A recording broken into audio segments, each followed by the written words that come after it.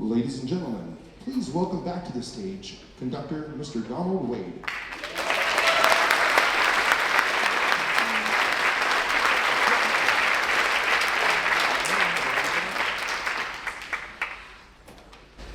Overwhelmingly, Mom and Dad not only made the hero list, but made the superhero list.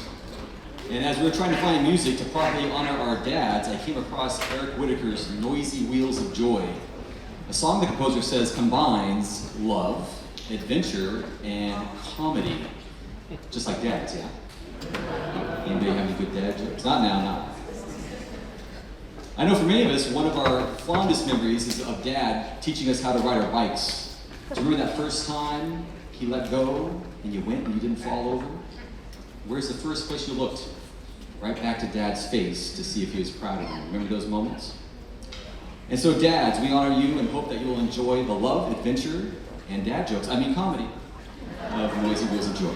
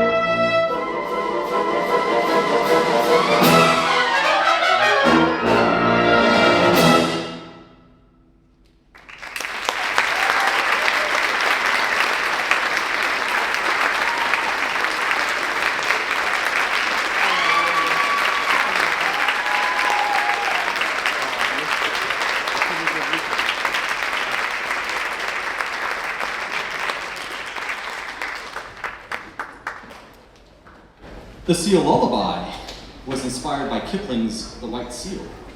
Kipling begins his tale with the mother seal singing softly to her young pup. The song goes like this. Hush, thee, my baby, oh, the night is behind us, and black are the waters that sparkled so green.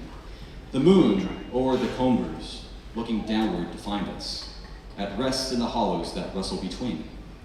Where billow meets billow, then soft be thy pillow. O weary ye flippering, curl at thy ease.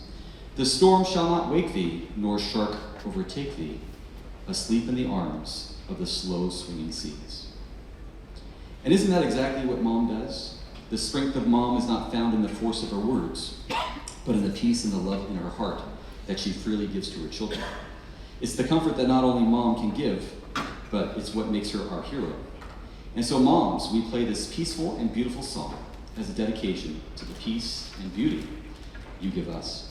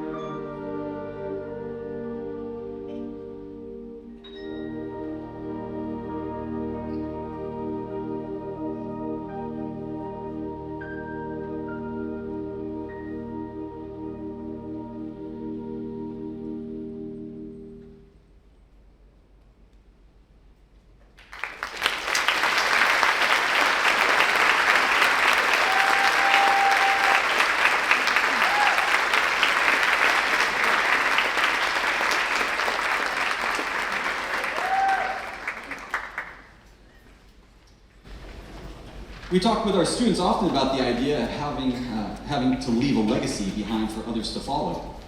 How do you live your life in such a way that inspires others? To give of yourself in a way that others would say that they can never ever repay you. One of the secrets to our success is the fact that years ago, there was a student or a parent or an administrator who dreamt of what could be someday. Maybe not while they were here right at the time, but if they could just plant a seed, they knew it would grow. I've heard it said that if you have a project that's going to take multiple years to complete, you have to do two things. You have to tell history, and you have to educate the history. You see, we're always just one generation away from losing what was entrusted to us, what we inherited. We are all the heirs of the work others did before us. If you forget about those who came before you, then you can easily forget about those who come after you. And so the success that many of our students are enjoying on stage tonight is not just the work that they've put in the last couple of weeks or the last few years even, but for some, there are little bits and pieces of people who came before them on stage tonight. And in the same way, 10 years from now, the influence of these kids that are on stage will be part of the tapestry of the students of the future. It's beautiful if you think about it. But tonight, our seniors end just one chapter of an epic story that is just beginning to unfold for them. But they should know that their legacy will be, as the composer says, unending. Seniors, please stand.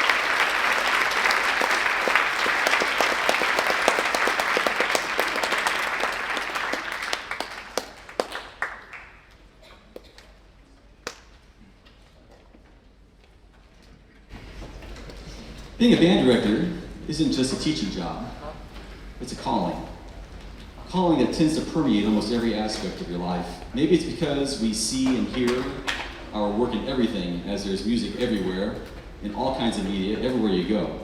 Or maybe it's because making music is not just a technical exercise, but a spiritual and emotional experience that touches your soul. Maybe it's the special relationships that you make along the way. It's probably a mixture of all that and more. And yet, there's another aspect that is maybe overlooked, the creative process of making art. I know not everyone would agree with this, but I believe music is uniquely human. I don't buy into the idea that whales and dolphins and the crows that wake me up every morning recently have a playlist or a top 10 list. I really believe music is a gift that truly expresses the human condition and human emotions. It touches deep into your soul, almost unlike any other experience humans can have. To get to share that with others is such an incredible gift. Like I said, being a band director is a gift and a calling. And so, this year, after over 30 years of band directing, Mr. Green and Mr. Newton are retiring. For over 30 years, not only have Kirk and Trent built programs, won awards, made music, and taught, but most importantly, they have been mentors to generations of students, young musicians, and to other band directors. For over 3 decades, they've led the way, showing all of us what is possible when you dream, believe, work with passion, persevere, be humble, and give of yourself. They have, for over half their lives, served students, served schools, and have served music. At the district concert a couple weeks ago, I asked the question, how do you thank someone for service like that? Somehow an In-N-Out gift card doesn't seem appropriate for a lifetime's worth of service. And so I really wrestled with how we can honor Mr. Green and Mr. Newton. What kind of gift could we send them off with that would not only be meaningful, but also last a lifetime, like the influence they've had in our lives? What could we give them that wouldn't end up in a memory box tomorrow and then in the trash 10 years from now, being out the garage? What could we give them that would continue to be a blessing for years to come? And then it hit me. So there I was, I think in February, sitting on the couch, watching the Lakers lose one night. When I do what we all do when the Lakers start to lose, I started thinking about work. Mr. Marin at McElhaney had just recently announced that he'd be moving to Iowa, and I was thinking about who might a good person to carry on the legacy he built at DMMS be. And the first name that came to mind was Randy Delaney. And then it really hit me. Randy Delaney was the answer to the question I've been looking for. For those of you who don't know Mr. Delaney, he is currently the band director at Vista High School down in San Diego. And he's had a long career of conducting and directing and designing marching band shows, as well as composing for concert band. As a matter of fact, Mr. Delaney wrote some music for Vista Marietta Field shows back in 2011 and 2012, Ascension and Abyss, if you guys are around for it. Anybody here? Oh, yeah, somebody like those, all right. He also served here in our valley as a band director at Vale Ranch Middle School and also served as director at Marietta Valley from 2016 to 2019. But what you may not know about Mr. Delaney is that Mr. Delaney was one of Mr. Newton's students way back in the day when Mr. Newton taught at Valley View High School in Moreno Valley. You may not also know that Mr. Green taught at Canyon Springs High School right across the freeway in Moreno Valley at the same time, which means Mr. Green and Mr. Newton have spent pretty much their entire professional lives being together. As you can imagine, after working so closely for so many years, a great friendship has grown between the two of them. Truly, we should all be so lucky to have the kind of friends that the two of them are to each other. Anyway, back to the Lakers, the idea and Mr. Delaney. I immediately, sitting there watching the game, losing, picked up the phone and called Randy and said, "Hey, I have a crazy idea. Will you help me do something to honor Kirk and Trent as a retirement gift?" And of course he said, "I'm in, 100%. And so I said, I want to give them a retirement gift, not something cheesy that gets thrown away, not something that's used once and forgotten about, but something that will stand the test of time and make their legacy, last forever." And now he was really interested. So I asked Randy, would you be willing to compose a song dedicated to Kirk and Trent to be presented at our final concert of the year? And then, like us band directors do, all the ideas, we just couldn't stop talking and going on and on. Randy almost immediately had the title for the piece. And I thought it'd be really cool to have an oboe solo to represent Kirk and a trombone or euphonium solo to represent Trent. And so we hung up the phone and Randy got to work. But then I had a problem. I had to figure out two things. How do I keep this project secret from Mr. Newton and Mr. Green? And how do I get them to come to the concert tonight without them knowing what I was up to? As far as I know, Mr. Newton still thinks he's going out to dinner with some neighborhood friends. That's thanks to my co-conspirator, Mrs. Newton, who's been working with me for months now on this thank you. And Kirk, I think, thinks that all the oboe kids want him to come to see their final concert of the year. And so, here they are. So tonight we're celebrating 2 careers well spent. The thousands of lives that they've changed, and especially celebrating the thing that's brought us all together many times in this building, music. Tonight we're joined by many friends and family.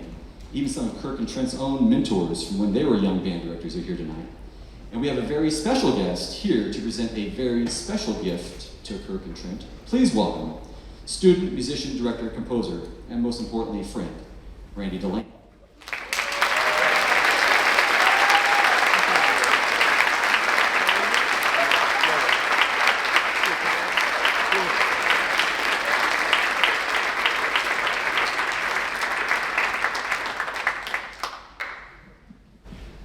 I don't do well with podiums, so I'm going to do it like this. All right. You're going to have to bear with me. This is going to be pretty difficult for me to get through. As those of you who know me, this is me. This is emotion at its best, and I can't ever contain it at all. So I wanted to thank Mr. Wade for even approaching me about this in the first place. I was not expecting it. This was not something that was on my plate at all. We start to wind up the school year and we start to think about what we're going to do for our following concert, and then to hear from him saying, hey, I've got this crazy idea, and I was, of course, in all the way. I was like, oh, let's do this. I can totally do this. And then, and we'll talk about this in a second, as I started to dive into the piece, it started to become, and we talked about this a lot more than I think we originally thought it was going to be, and it turned into this thing, and I kept having to text him like, you're gonna have to wait another couple days, you're gonna have to wait a week, this is turning into something much bigger, and I've got to get this right. But like Mr. Wade said, Mr. Newton was my high school band director, and funny thing is coming out of middle school, I did not want to go in and do high school band. I wanted to do baseball, like that was my thing, because obviously with my height and stature, baseball was gonna be it. Like I was gonna be in the majors, and that was gonna be it. However, he convinced me as an 8th grader coming into high school to give it a shot. To give him a chance, to give him 1 year is what he said. Give me a year, and if you hate it, you can move on. You can play baseball all you want, and if you love it, you can stay and be a part of this. And right away I was hooked. And by the way, Trent was brand new, fresh out of college. Valley View High School was his first job, and he convinced me, let's do this. So I thought, all right, I'll give it a shot. And just to give you my background, I've been playing piano my whole entire life. My mom was a piano player, and so music was always a part of my family and a part of me being raised. My grandma played the piano, was a concert pianist, the whole entire thing. And so naturally, when middle school came around, pick up trumpet was great. But when I got done with middle school, I just didn't think it was really for me. I could still do the piano and sing and be a part of church choirs and all that other stuff. But Trent convinced me otherwise. And diving in his first year, and me as a freshman at a brand new high school that had just opened, a whole entire world was opened up to me of marching band and concert music, and his passion and love for music touched me instantly. And I knew, when music is a part of you and it gets in your blood, it never goes away.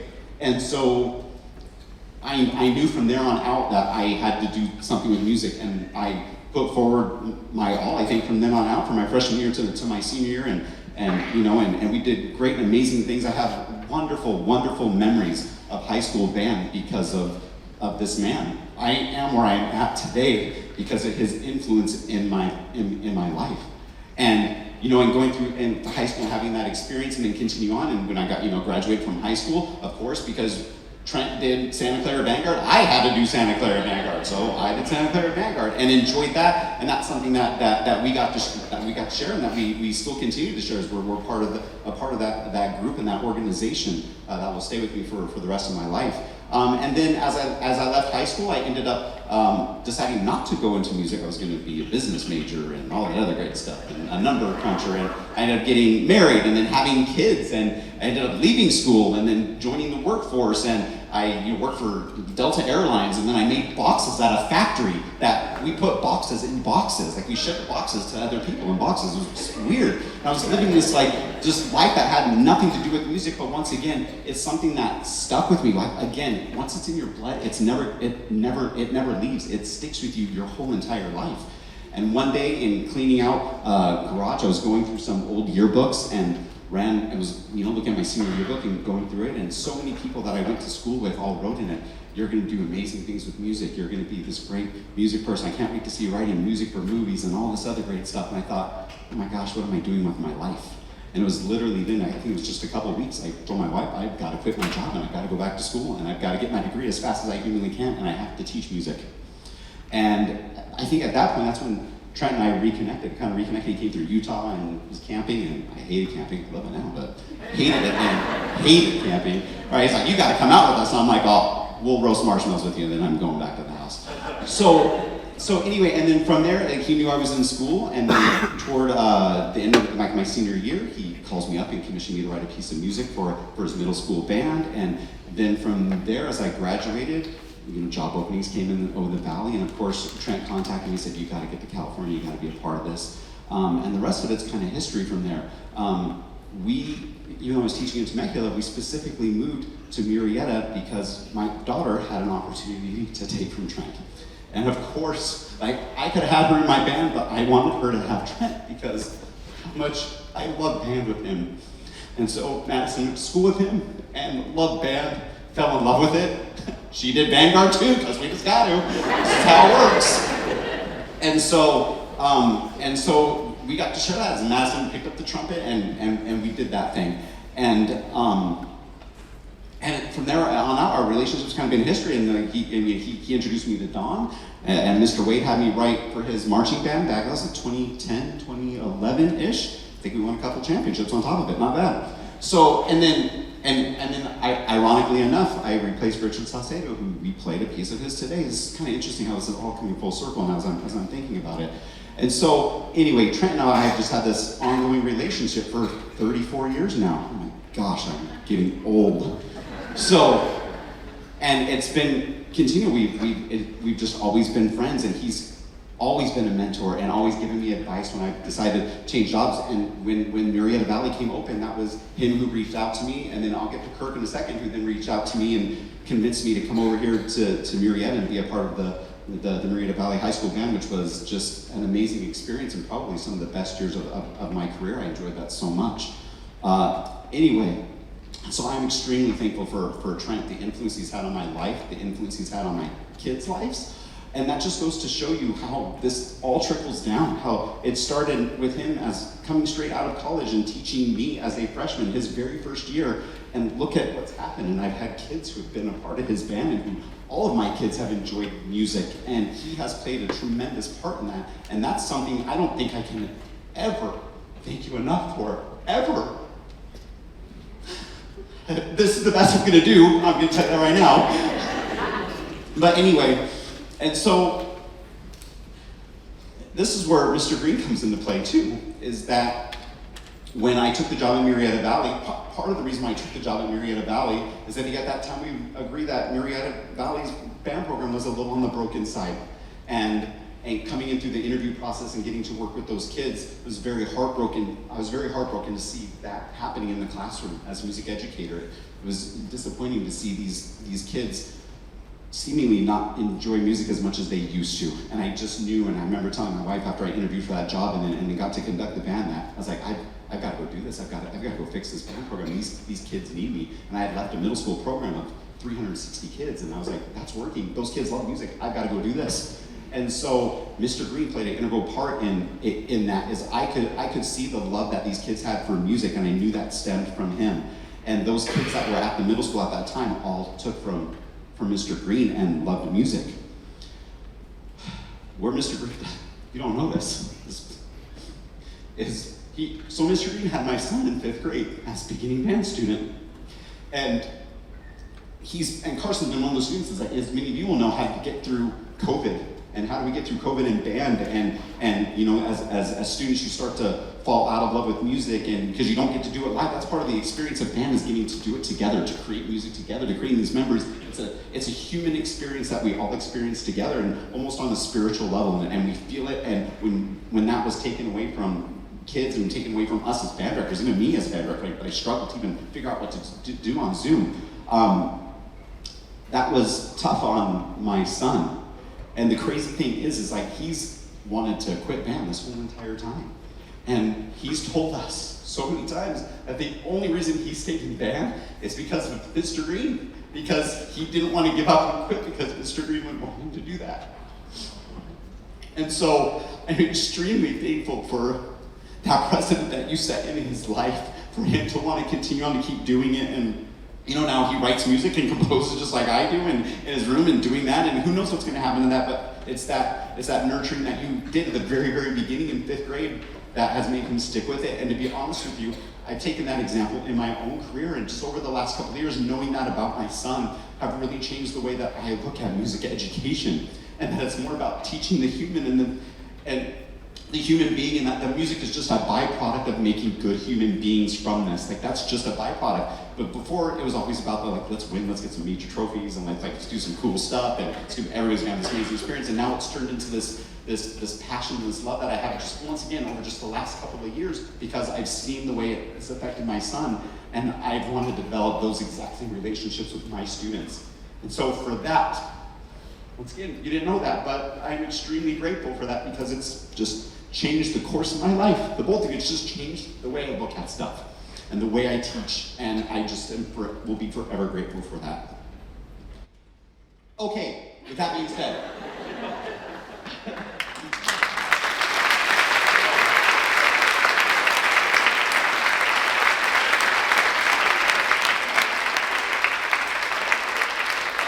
all right. The trumpet section is probably loving the chop break. I'm definitely for sure on that, being a trumpet player. So, with this piece of music, I feel like I had a very, very unique perspective on this, because I understand, especially now, what it is like to be a music educator. And I understand also what it's like to be a student on that side and to be a part of their lives. So when Mr. Wade asked me to do this, like I said yes, and then I sat down on my computer and got ready to go, and then just sat there with a blank stare on my face, because I'm like, okay, how am I going to do this? How am I going to do this? And so what I tried to do is capture from the very beginning kind of the magic that a student would feel in picking up an instrument for the first time, and knowing that they're about to do band, and about to be a part of something bigger than they are, even though they don't realize it. And it even goes on and leads into a flute solo. Like, you pick up your instrument for the first time and play something. Obviously, in 5th grade, you're not going to play a solo like this, but that was the concept, is that you pick up an instrument for the first time and get to explore that. From there, for me, music education, as complicated as it can be, is also very, very simple. It's all there's a simplicity about it, and in teaching, and the way we teach, and we kind of do it the same way every single year, because we know that works, and we know how kids are going to be touched, and how they're going to progress with their career. And so I wanted to come up with a very, very simple melody that I could do a lot with, and which then first gets played by the oboe. We had to do the oboe. We talked about the oboe. It had to be an oboe solo. And then that melody then gets passed along to the trombone and the trombone section, because it just had to. There's the trombone. That's just something that had to happen. But what I got into, and me and Mr. Wade talked about this, is that I wanted there to be a little bit of rhythmic complexity and things underneath where, like, parts weren't quite lining up the way they needed to, but that these melodies held this together, because that's how it works. Like, as teachers, we help hold this thing together, and for me, Trent and Kirk have been the glue to make all of this happen. And so this melody gets passed along from instrument to instrument, and it develops in different ways, and it gets more and more complex, and the things that happen underneath it are more complex, but that melody is always there. There's times like where we'll have, quarter note French horn pickups. We'll play these pickups into this next phrase, and we've all been there as middle school band directors. It's like The French horns will play that, and the flutes will completely miss it, and then play eighth notes as they're coming in. And those are the things I wanted to do, is like mistakes that we make as musicians, as young musicians. We might play a wrong rhythm, but in the end, it's all about the band director helping keep us together. And so that's really what I wanted to do, is create this melody that held everything together. I wanted it to be very familiar, and I wanted to be very catchy, and also wanted to be inspirational. And as I wrote, I just thought of how I felt being a part of Trent's band, and how my kids felt being a part of Kirk's band, and how I feel now as a music educator, and the kind of joy that brings to me, and I tried to capture that into this piece. So, this is for you guys. For me, you guys have been, and not only for me, but for this valley, you have been musical giants. Like, we are all here, and these kids are here on the stage, and the success of this program and the programs in this district have rested on your shoulders. It has. You guys have built this to be something amazing. So there was no other better title than On the Shoulders of Giants.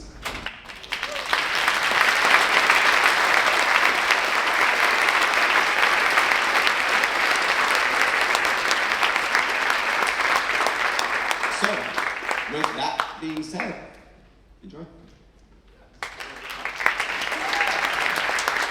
They want you to come up.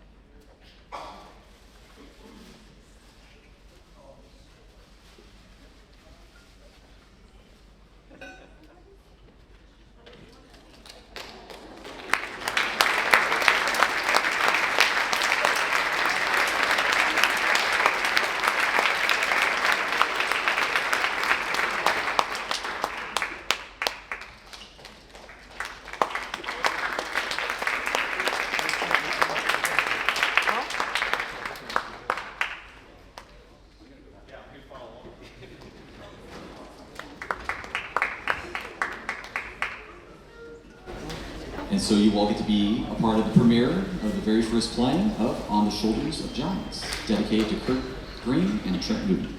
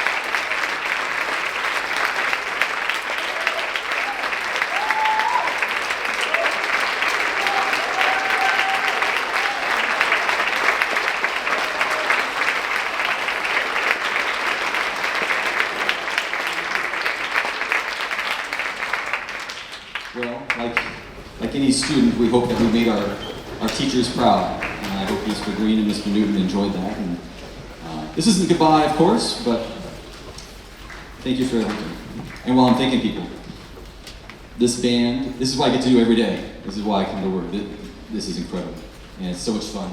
And I just want to thank you all for being a special group. This has been a special, special group. And you have all, again, planted seeds that you'll never benefit from. But your memory and your legacy is going to live on in the people who come after you. Super proud of each of you. You guys did incredible things this year. Incredible. Super proud. Can I have a big round of applause for these students on stage?